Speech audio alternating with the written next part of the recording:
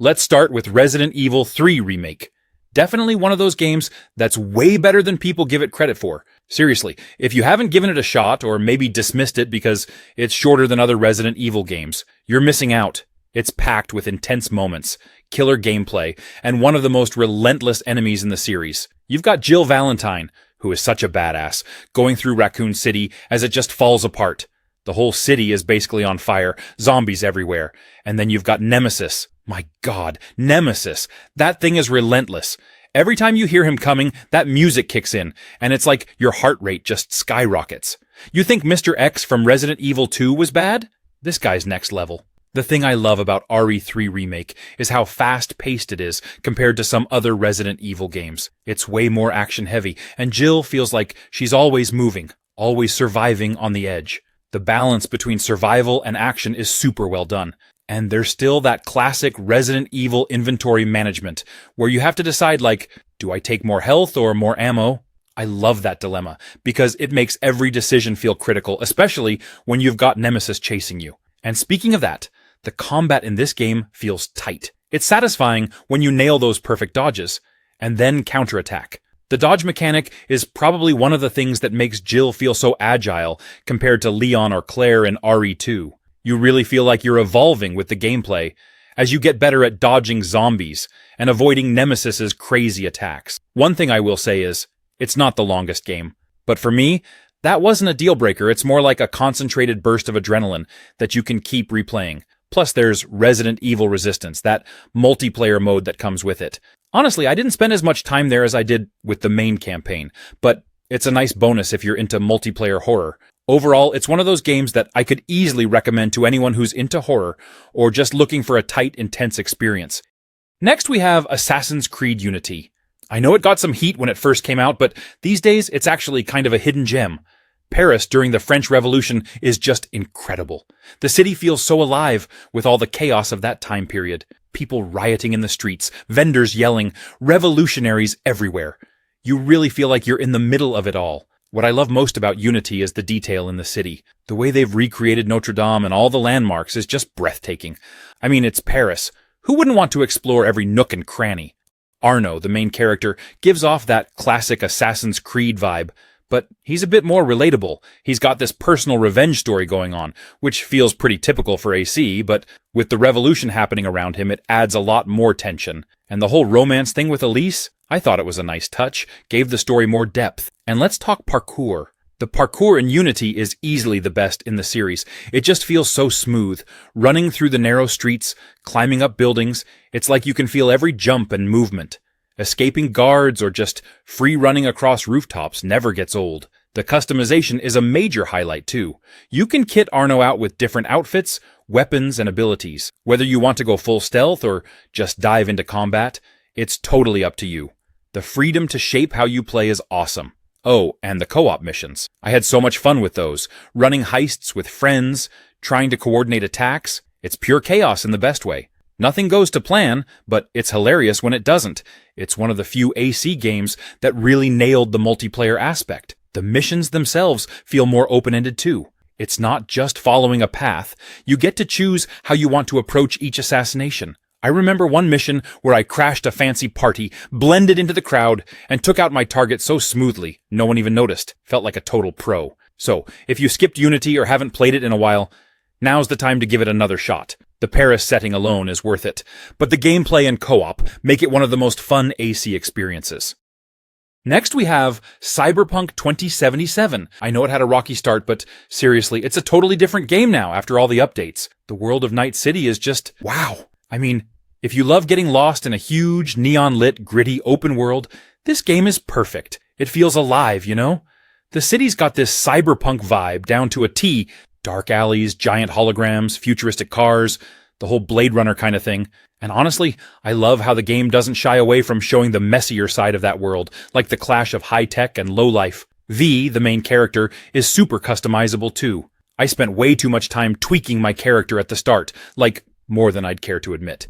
But it's fun to play with all the different builds, whether you want to go full-on hacker, cybernetic brawler, or sneaky assassin. Plus, the augmentations, dude, that's the coolest part. You can literally replace parts of your body with cybernetic enhancements. Who wouldn't want a built-in katana arm or optic implants? And speaking of cool characters, Keanu freaking Reeves. Johnny Silverhand might be one of my favorite characters ever. He's kind of this rock star anarchist living in your head. And the banter between him and V is just pure gold. Sometimes he'll pop up when you least expect it, making some snarky comment.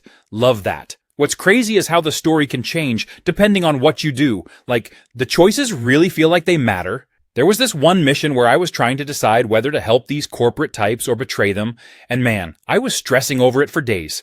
I couldn't stop thinking, what if I made the wrong choice? But that's the fun of it. There's no right or wrong answer, just how you want to play it. I will say the driving can be a little wonky at times, but honestly, once you get used to it, it's not that bad. Plus, the city's so massive, it's fun just cruising around, taking in the sights, and there are so many side quests that pull you in. Sometimes, they're even better than the main story. I ran into this random NPC one time, and it turned into this whole side mission, where I had to help them get revenge on a gang. Totally unexpected. Next, we have Ghost of Tsushima. From the moment you start playing, it just feels like you're stepping into this beautifully crafted world. The first thing that really grabbed me was the landscape. The island of Tsushima is stunning, with these rolling hills, forests, and temples scattered all around. And the way the wind guides you instead of using a mini-map, that was such a cool touch. It makes you feel like you're part of the world, not just playing a game. The combat is another thing that I couldn't stop thinking about. It's so fluid and satisfying. At first, I was a bit nervous because samurai combat can be tricky, but the way it's designed here feels so intuitive. You switch between stances depending on who you're fighting, and it just flows so well. Every sword fight feels like it has weight. There were times when I would stop and challenge a group of enemies to a standoff, just because it felt so epic. You literally feel like a samurai. Speaking of feeling like a samurai, the story really pulls you in. It's all about Jin Sakai and his struggle between upholding the samurai code and doing what needs to be done to save his people. It gets you thinking, you know? Like, what would you do in his shoes? Would you stick to the rules or adapt to survive? The game really leans into that inner conflict, and I found myself getting attached to Jin and the other characters, especially his uncle. The emotional moments hit hard, and let's not forget the duels. Oh man, the duels. Some of the most intense moments in the game for sure. You face off against these really skilled enemies, and it's just you, them, and your sword. The tension builds, and it's all about timing. I won't lie, I lost a few of those, but when you finally win, it feels so rewarding. Also, I've got to mention the photo mode. I normally don't mess with that stuff in games, but here I couldn't resist. The sunsets, the way the light shines through the trees, even the way the leaves blow in the wind, it's all so cinematic. It's one of those games that balances action with quiet moments so well.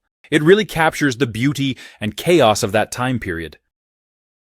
Next we have Supernormal. It stands out as a game heavily influenced by classic psychological horror, paying homage to titles like PT and Allison Road. The game puts you in the shoes of Wyatt, an investigator poking around in the stylish, almost too clean home of Mr. Sakamoto. You're trying to figure out what happened to his daughter, Sophia, and as you explore, things get weird. You'll see blood splattered on pianos, bloody handprints in the bathroom, and the ever-charming pile of laundry with a pistol just casually lying next to it. Typical, right? It's the kind of setup that makes you feel like something's off from the get-go. The house itself is what really makes Supernormal work. It's one of those places that feels unsettling even when nothing's happening. You hear the house creak, footsteps that might not be yours, and other weird noises that make you question if you're really alone. You're following these blood trails and strange sounds, trying to piece together the horror that went down here, and slowly but surely, the creepy vibe ramps up. Now, for the cool part, there's a voice recognition system built into the game. You can supposedly ask the spirit questions like, "Where are you?" or "Can you see me?" using your mic. In theory, this should make the game even more immersive, but in practice, it doesn't always work as well as you'd hope. Still, the idea is awesome, and when it does work, it adds an extra layer of tension to your ghostly interactions. As you dig deeper into the house, you'll notice that Supernormal plays out like one long fetch quest. You're looking for clues to trigger the next event, and it's not always clear what you need to do, which can get frustrating. But the payoff is usually worth it. as the ghostly encounters you have along the way are genuinely creepy. Some of the random events are scarier than the scripted ones, which is a nice touch because it means you're never quite sure what's going to happen next. But let's be real, we're not playing Supernormal for the deep emotional storyline. We're here for the scares. Next we have Devil May Cry 5. This game is just pure action-packed insanity. From the second you start, it's all high-energy, over-the-top combat, with Dante, Nero, and V, just going off in their own badass ways. The combat is smooth as hell, and juggling demons in the air while pulling off combos? So satisfying. I mean, it makes you feel like you're some rockstar demon hunter every second you're playing. And can we talk about the characters for a second?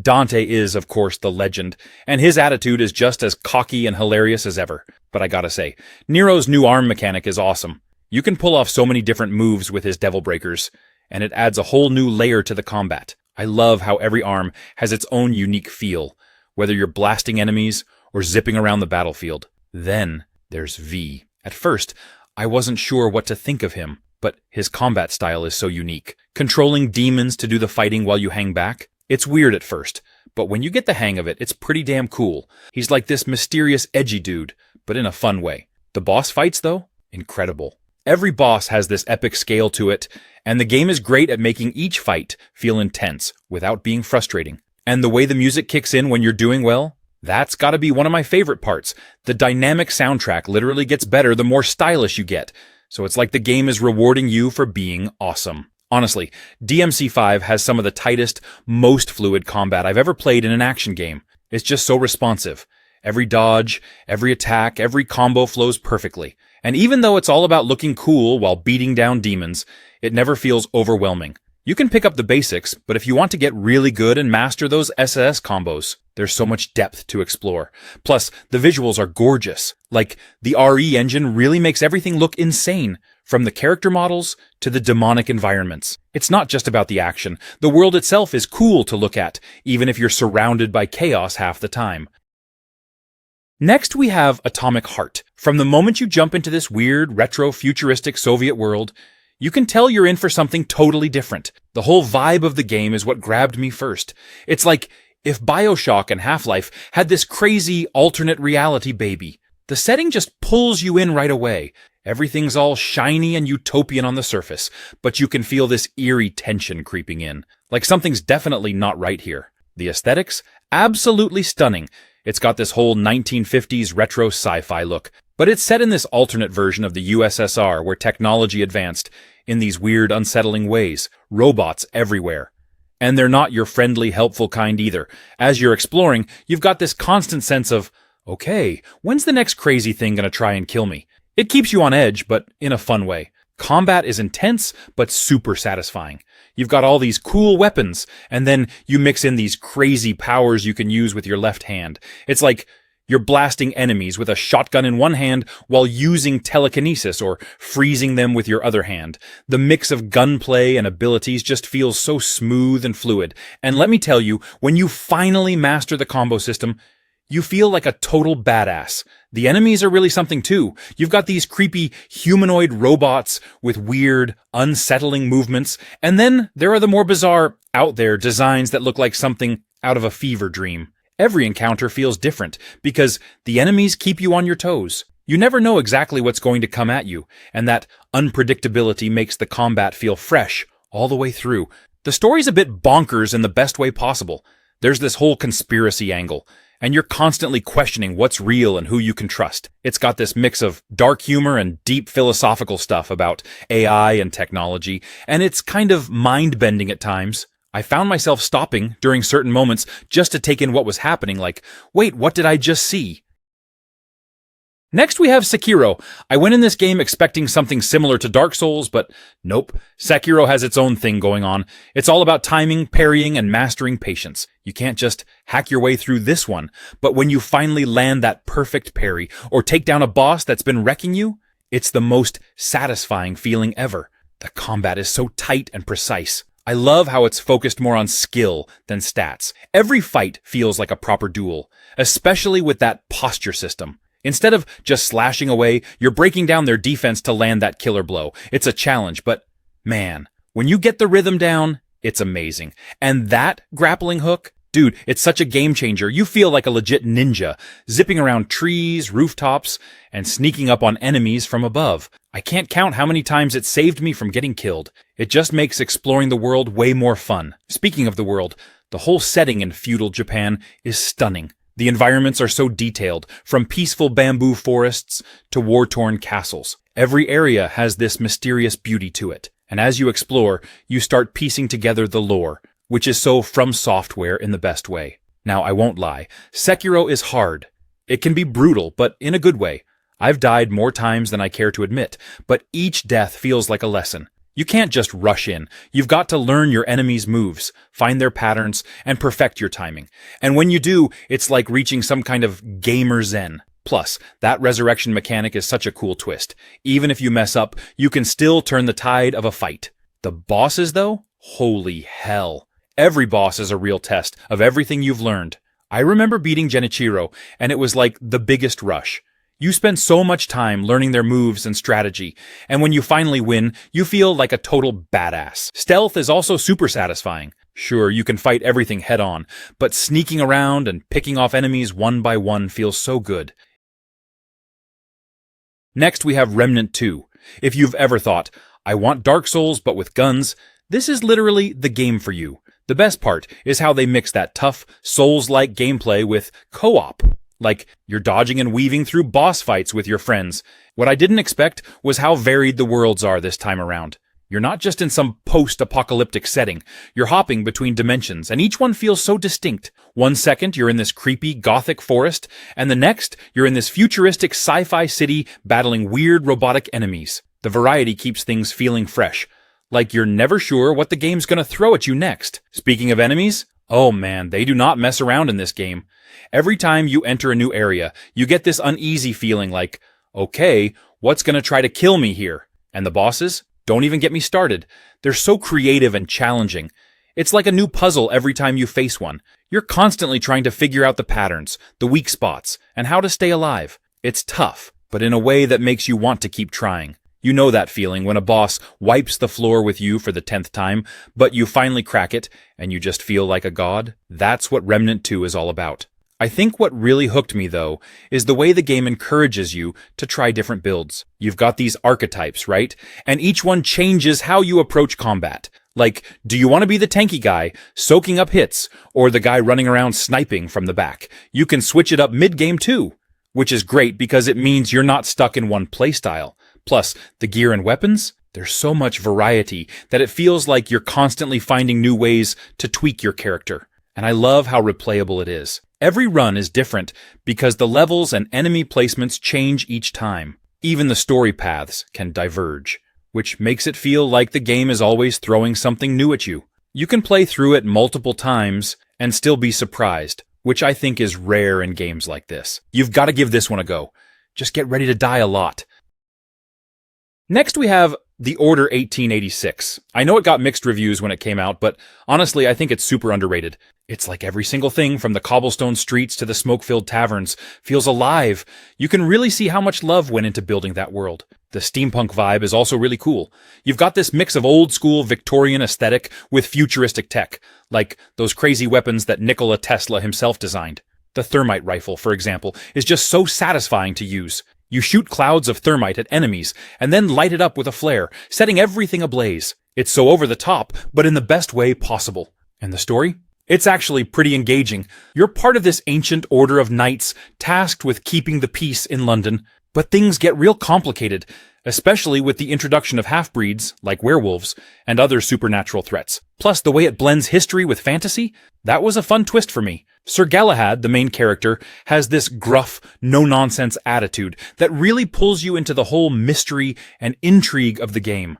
I liked how he's conflicted, dealing with betrayal and questioning everything around him. It gave the game more emotional depth than I expected. The gunplay is solid too. It's not a massive open-world shooter, but for a more linear experience, the mechanics work great. Each weapon feels unique, and the cover system is smooth. And those cinematic QuickTime events? I know some people aren't fans of QTEs, but here they blend so well with the action. It feels more like you're playing through a movie. I have to say, what stuck with me most is how gorgeous the game looks. Even today, the graphics hold up. Some scenes look almost photorealistic, especially during those close-up character moments. It really feels like you're playing through a big-budget movie, which I think is part of the charm.